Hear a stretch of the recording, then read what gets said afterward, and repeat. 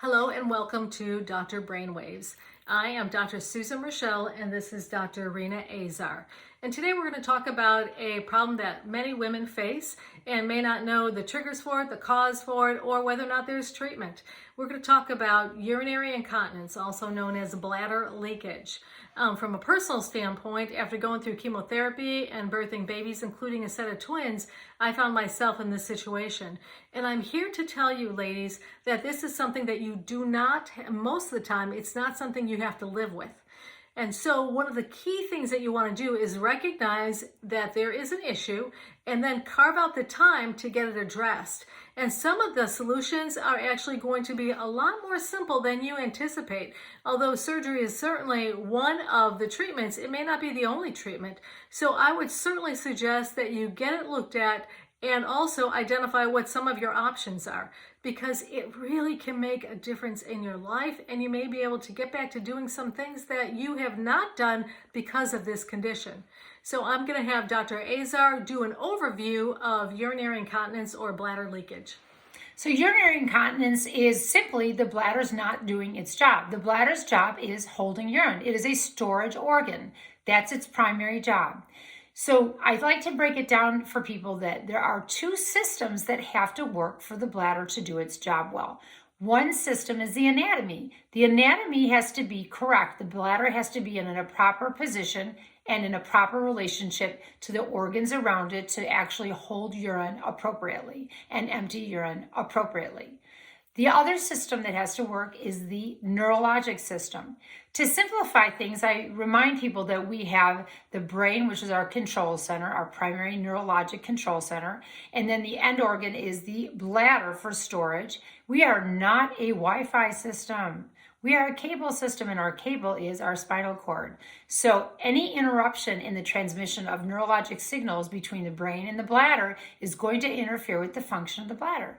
So let's talk about neurologic signaling between the bladder and the brain, for example. Volume communication is very important. In other words, the bladder has to tell the brain when it's full and how full it is. The brain has to process that, look around for a bathroom, and get the bladder to the bathroom successfully. And part of that includes the brain having to suppress the bladder's effort to try to empty early sometimes. So that is one level of communication, neurologic communication between the bladder and the brain. Another level of communication of the bladder emptying is that the bladder is a round organ with overlapping muscle fibers, very much like the heart. And that has to have a synchronized contraction. It can't be doing intermittent contractions all over the place. I call that the bag of worms phenomenon. It has to be a nice synchronized effort to contract and empty out effectively. And another level that's an example of neurologic control is the communication between not just the balloon-shaped bladder that everybody thinks about when they're talking about the bladder, but also the ring muscle on the outside of the bladder. So you have the balloon-shaped bladder, the neck of the bladder that empties out the urine, and there's a ring muscle called a sphincter muscle here, and this has to be coordinated. In other words, when you're emptying, this has to open and this has to tighten. When you're storing, this has to relax and this has to tighten. It's an opposite effect. It's highly coordinated. That is neurologic. So those are examples of neurologic control and anatomic control that contribute to the bladder's ability to empty. So when you see your doctor, they're going to ask you function questions. How does your bladder empty? How often do you urinate? How frequently do you have to rush to the toilet? Do you leak when you cough or sneeze? Do you leak at nighttime? Do you leak and you're not aware of it? So these questions can help us sort out whether your symptoms are neurologic and anatomic. Unfortunately, these are often mixed symptoms, and this is why. The most common anatomy problem that the bladder has is that we have pushed a bowling ball through our pelvic floor, and that displaces the bladder and damages its support structure. In addition to damaging the anatomy, what else runs through that area? Nerve fibers. So you can, with childbirth, damage both the anatomy and the nerve fibers and interfere with the neurologic function.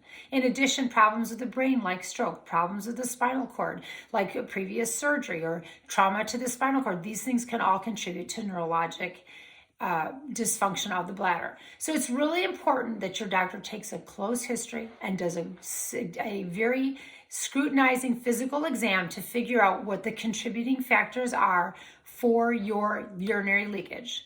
People aren't always aware that we have some other more rare causes of leakage. For example, something that we call overflow leakage, which is simply that the bladder is never emptying out all the way. So just like you have a cup of water, and if you pour too much in it, it will spill over the top. If your bladder never empties out, it doesn't take a whole lot more urine in there before it starts flowing over the top.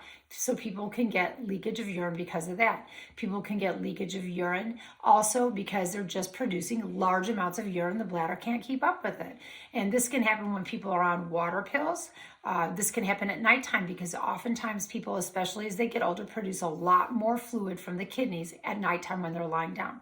So there are a lot of different reasons why people can have urinary leakage, and it has to be kind of sorted out through questions and a physical exam by your doctor.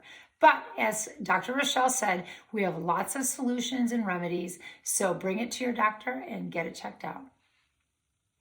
So in short, bladder leakage can be due to multiple things. It's either mechanical or it is more involved with the neurologic system. So those things will require a specialist to tease out what it is, identify how to treat it, and then provide options.